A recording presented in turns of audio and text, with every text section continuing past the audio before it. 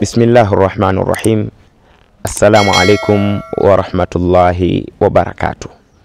Leo katika chaneli yako pendwa ya Nuru TV tunakwenda kusoma dua ya kumuondosha jini mahaba na athari zake kipindi anapokupata jini mahaba, na zipi dalili kwa mtu ambaye aliyekuwa na jini mahaba. Endelea kufuatilia chaneli yako pendwa ya Nuru TV. Kama hujasubscribe usisahau kusubscribe ili kwa kwanza kupata video zetu, na kwa wale ambao watakuwa na maswali basi inshallah tutafute katika namba zetu kupitia WhatsApp ili wapate kujifundisha zaidi. Allah anasema fasalu ahla dhikri in kuntum la ta'lamun, ulizeni kwa yale ambayo msiyajua ili mpate kuyatambua. Na inshallah moja kwa moja twende tukaangalie kwanza kabisa hivi kwa nini wanatupata majini. Sasa tuzungumzie huyu jini mahaba. Kwa nini majini mahaba wanatupata, na mara nyingi majini mahaba wanatupata wapi? Kwanza kabisa ni kufahamishe, mtume wa Allah anasema ad-du'a silahul mu'min, kwamba dua ni silaha ya muumini. Maisha yako yote jipambe na dua, kwa maana usipojipamba na dua athari yake ni kubwa sana katika maisha ya muumini au maisha ya Muislamu. Kwanza kabisa tuangalie kwa yule ambaye anaingia Baitul Khala, chooni, ambako ndio sehemu kubwa ambako watu wengi wanapatwa na majini mahaba. Ingawa zipo sehemu nyingine ambazo watu wanapatwa na jini mahaba, lakini sehemu kuu ambayo watu wengi wanapata na jini mahaba ni chooni. Tuangalie kwanza dua ambayo aliyetufundisha Mtume Muhammad sallallahu alaihi wasallam, namna ya kujikinga na hawa majini mahaba. Mtume wa Allah anasema idha turit au idha arada, mtu yeyote atakayetaka kuingia Baitul Khala, chooni, basi aseme hivi: Allahumma inni a'udhu bika minal khubuthi wal khaba'ith. Maana yake ni nini? Kumwambia Allah, Allahumma, ewe Mwenyezi Mungu, inni, hakika yangu mimi, a'udhu bika, najikinga kwako, najilinda kwako kutokana na majini wachafu wa kiume na wa kike. Ina maana tunapata darsa, tunafahamu kwamba chooni wanakaa majini wachafu wa kiume na wa kike. Majini hawa ni wapi? Ndio hao majini mahaba ambao wanaweza wakampata mwanaume na mwanamke. Kwa nini wanakupata? Angalia maulama walivyosherehesha hadithi ya Mtume Muhammad sallallahu alaihi wasallam. Naambiwa mtu yeyote ambaye ataingia chooni bila ya kuomba dua, basi hakuna panzia kati ya huyu anaingia chooni bila ya dua. Hakuna panzia, ina maana vyote kwa vyote watakuwa wanakuona. Sasa kwa wale ambao Allah tabaraka wa taala amewapa riziki, yani Allah amewajalia kwa wanawake na kwa wanaume. Kwa mfano mwanamke Allah amemjalia na mahohoho sijui, na mwanaume amejaliwa na Baltazari kwa Kiswahili cha sasa hivi. Kwamba wale wakisha kuangalia wakikutamani wanakuingia kwa pale ambapo hujasoma dua. Namna gani utajikinga na hawa viumbe? Pale ambapo unapoingia chooni, soma Allahumma inni a'udhu bika minal khubuthi wal khaba'ith. Hapo umejikinga na hawa viumbe, na kukupata inakuwa ni ngumu. Rahisi kukupata endapo utaingia chooni bila ya dua yoyote. Haya, athari yake ni nini? Wakisha kupata dalili zake ni zipi? Kwanza twende tukaangalie athari zake. Athari kwa mtu ambaye anayepatwa na jini mahaba, zipo athari za kiafya ambazo mtu anazipata. Twende tukaangalie kwanza kwa mwanaume. Mara nyingi wanapompata mwanaume au majini mahaba, akimpata jini, mara nyingi ipo vipi? Jini wa kike anapendelea sana kumkaa mwanaume, ingawa pia kuna majini wa kiume pia wanapata mwanaume pia, lakini pia majini wa kike mara nyingi wanayampanda wa kiume, lakini pia hata jini wa kike kwa kike pia, wa kike kwa mwanamke pia wanaingia. Twende tukaangalia kwa mwanaume. Pindi ambapo anampata mwanaume jini mahaba, mara nyingi anamfanyisha kiafya, kumuua nguvu za kiume au kutoisihamu kipindi anapokwenda kukutana na mkewe. Akienda kukutana na mkewe tu, basi anakuta Baltazari hapandi.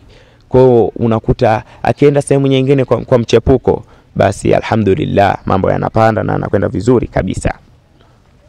lakini kwa mkewe hapandi, kwa lengo yufarriquna bihi baina almar'i wa zawjihi. Lengo na madhumuni ni nini? Ni kugombanisha kati ya mume na mke ili mupate kufanyaje? Kuachana, yule jini atawale, kwa sababu jini akishakupenda kimapenzi basi anakutawala, anakuwa anahisi kama binadamu, ukienda sehemu nyingine anachukia. Na athari ambayo unaipata kimambo ya kawaida, unakuwa ni mtu ambaye yani unawachukia sana wanawake bila sababu yoyote. Na kwa wale vijana ambao hawajabahatika kuoa, kuhusiana na lazima la kuoa ni zito kwako. Ukisikia jambo la kuoa tu unahisi kama mtu anakuambia kitu fulani kibaya. Kwa hiyo kuhusiana na kuoa kunakuwa ni kugumu kwa watu ambao waliathirika au walipatwa na jini mahaba kwa wanaume. Twende tukaangalie kwa mwanamke. Mwanamke anapopatwa na jini mahaba, kitu cha kwanza, afya yake itakuwa haiko vizuri. Ukiangalia siku zake hazitokwenda sawa. Siku zake hazitokwenda sawa, ina maana siku fulani anapata, siku fulani hapati. Siku fulani hapati, siku fulani anapata. Lakini pia ukiangalia, ukitoka katika mpangilio wa siku zake pia, kwamba mtu huyu anakuwa akishapata siku zake tumbo linakuwa linamuuma sana kupita maelezo. Ukiachia hilo, pia ni mtu ambaye anasumbuliwa na matumbo siku zote. Ni mtu wa tumbo tu kumsumbua bila sababu yoyote. Akienda hospitali kupima, haionyeshi dalili kama ana vidonda vya tumbo wala nini.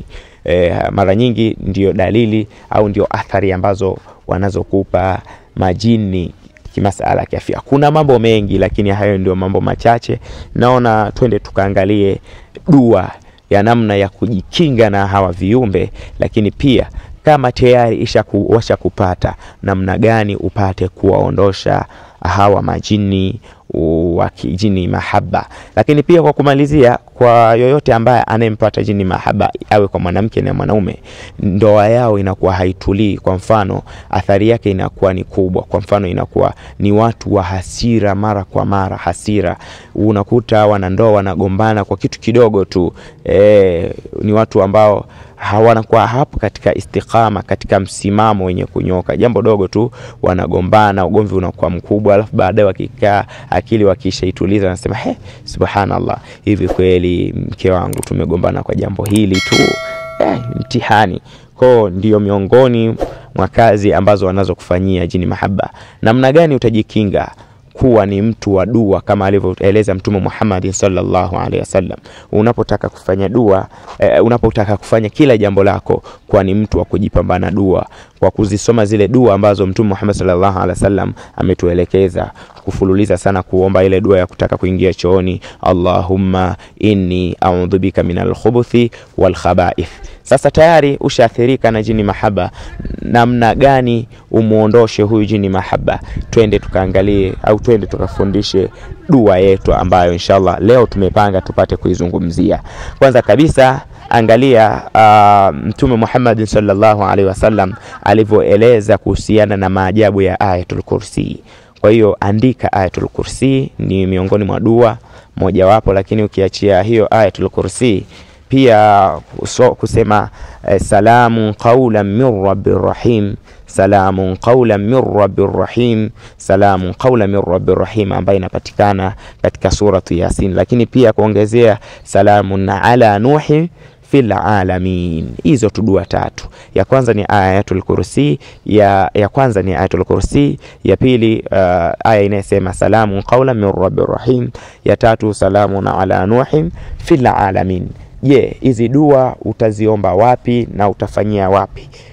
Subscribe katika channel yetu ya Nuru TV ili haya maelezo uwe unayapata kila siku, kupata dua mbalimbali insha Allah.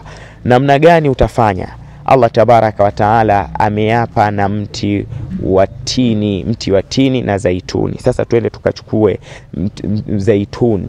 Chukua mafuta ya zaituni, yasomee hizi aya. Somea hizi aya kwa muda wa siku 7. Salamun qawlan min rabbir rahim, salamun ala nuhin fil alamin. Pia Allahu la ilaha illa huwal hayyul qayyum. Somea katika maji, subhanallah. Somea katika mafuta ya zaituni. Lakini baada ya hapo inshallah unatakiwa upate maji ya nazi. Maji ya nazi, chukua maji ya nazi, chukua nazi ivunje. Baada ya kuivunja, nenda kanunue dawa ambayo inaitwa haltiti na halmiti. Haltiti na halmiti.